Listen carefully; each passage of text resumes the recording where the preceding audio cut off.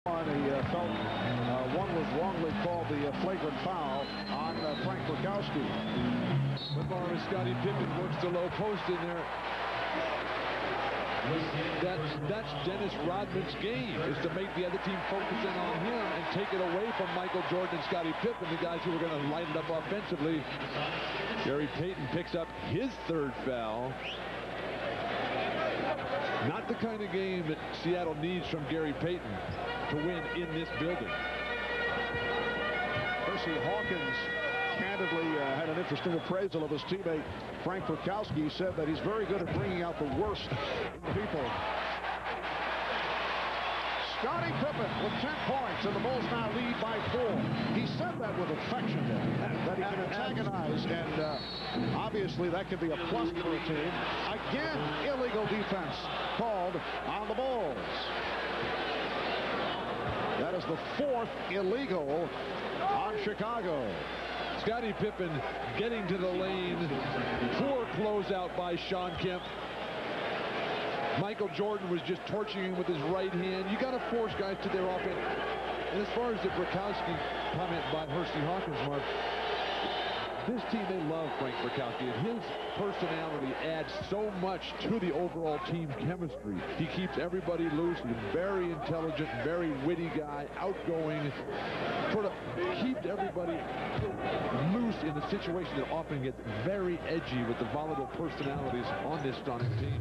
And he can play, as we saw during the regular season.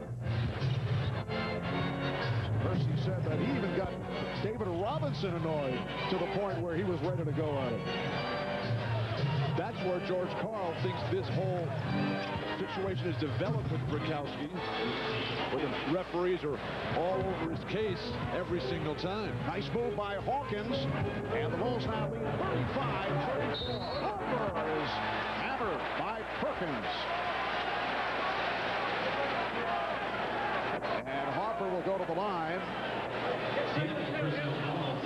Sam Perkins with a hard hit for his second foul. Well, playoff foul, so important, and you have to be very careful now with the broad description of what is a flagrant foul, and it is very broad for the officials. Unnecessary contact, and a flagrant 2 would be excessive unnecessary contact. So the officials are covered there. That's the hard playoff foul. Wise not to call a flagrant foul. As far as Dennis Rodman drawing the attention of other coaches and other players, he does that all the time. I think what George Karl was trying to do was heighten the awareness to the officials, to keep an eye on him, to try to call those 3 seconds, to try to call those flops, and to try to save people like Sean Kemp from committing those fouls. Well, some pressure by Chicago did not work. Hawkins was able to get down court, but blew the layup. Jordan facing the double team, looking for Rodman. I think Seattle should ignore Dennis Rodman except for what he does on the basketball court, which he's not been a whole lot tonight. 0 for 1 from the field, and 6 rebounds for Rodman. Bulls lead by 3 with just under 5 minutes to go, first half. Hawkins with the room. Well, Hersey Hawkins showing some signs. That was a 3-pointer. He has 10, and the game is tied at 37. It's Seattle's style. They're penetrating and dishing for wide open threes.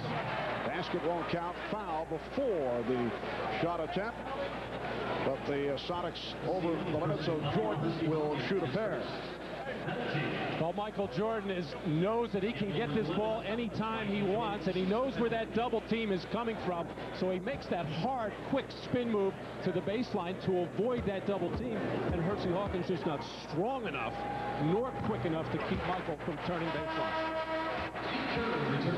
So the Bulls by 1. As I look at Phil Jackson at the Chicago bench, I'm wondering, what does the John Calipari contract with the New Jersey Nets, a reported 5-year, $15 million due to Phil Jackson's negotiating with the Bulls? I think it has to strengthen his position. I was in Phil's office with him before the game tonight, and obviously everyone's ecstatic that John Calipari got this great deal, but what does that do to Phil Jackson and Larry Brown and all these other proven coaches in the NBA to their salary structures? Well, Kemp will go to the line. Well, Calipari is in Pat Riley territory in terms of salary. Except for a piece of the team, which certainly changes that yes. dramatically, but still. And also the per diem, I should point out. Although I'm not sure what John did get in that department. Hard to think of a better coach in basketball today than Phil Jackson. I'll tell you what, he was not happy with that last three-point shot a couple of possessions ago by Hersey Hawkins. That's the one thing he wants to keep Seattle from doing, because he knows that's the one thing that can beat them, especially in this building. And the leg block, kickball, providing a new 24 for the Bulls. Steve Kerr back on the floor. It's Kerr and Jordan in the backcourt. Longley, Rodman, and Pippen up front. 4 minutes to go in this first half, and the game is tied at 39. Start Pippen. 12 for Pippen, and the Bulls lead by 2. Well, we see it on both ends. How many good things happen when you penetrate, get into the lane, draw the defense, and find the open man. Last touch by Jordan, able to break it up. Michael Jordan gets isolated here with Detlef Schrempf. The double team comes, but it's ineffective, and they're still able to get whatever they want. You got to keep them inside that double team. Kemp digging hard. In Longley in a collision. Longley is hurt. Kerr shooting. Rodman tipping it to Pippen. Jess Kersey waves it off, calls a 3-second violation. And Luke Longley shaken up, looking over at the Bulls bench.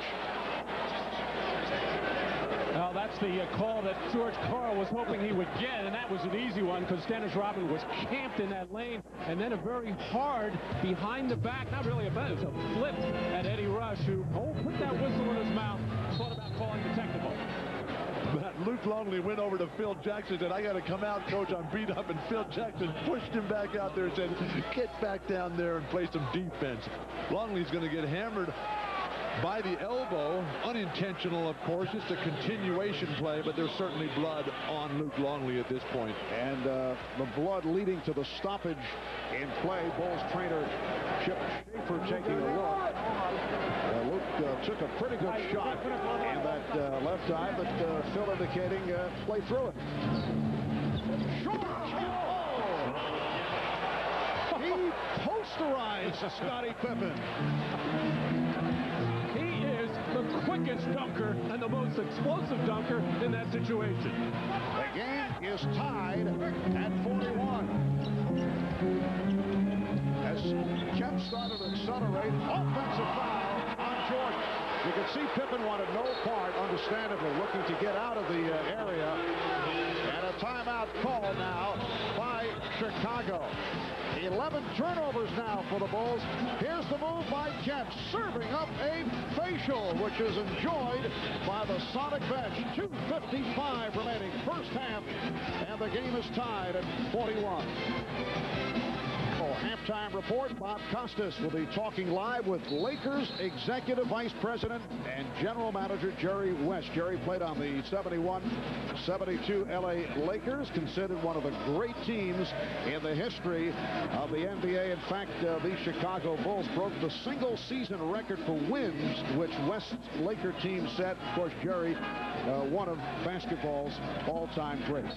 We'll hear from Jerry West at halftime. Bob Costas, Julius Irving on the Prudential halftime report. Charles Barkley may be a tough act to follow, but for Jerry, he was just wild on Wednesday night. Well, so many issues for Jerry West to address today. Of course, Magic Johnson, free agency coming up for so many players. 3-second violation. And the Bulls get it back. 2:37 remaining first half. The game is tied at 41. And George Karl gambling right now and leaving Gary Payton on the floor with 3 personals. 2.5 minutes to go in this first half. I saw him talking to Gary coming out of that last time, making sure that he was aware and to be careful. He's been off the mark after the excellent game on Wednesday. Schrempf set the pick. Payton to the fadeaway.